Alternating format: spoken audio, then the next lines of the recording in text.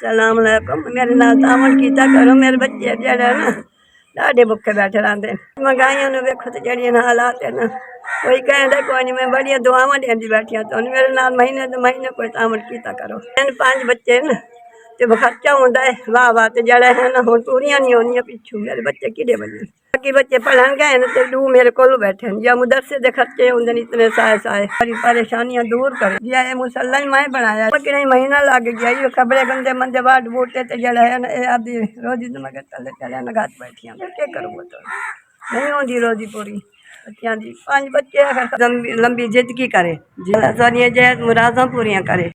ऐसा जामा मैं खर्चा पानी वाला खवाए सा भूखे बैठे रमजान मुबारक आया रखे सु रोजे रखे से मेरे बच्चे जिया तो दुआ दे से वो खर्चा पानी उन्होंने खवाए सा।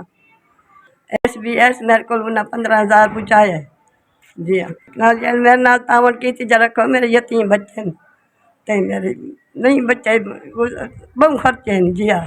सारे बाल पढ़ते हैं जी हाँ। उन्होंने खर्चे संभाल उन्होंने अम्मी की 400 दिवाली किश है भाई उन्होंने पूरी नहीं होती बच्चों की।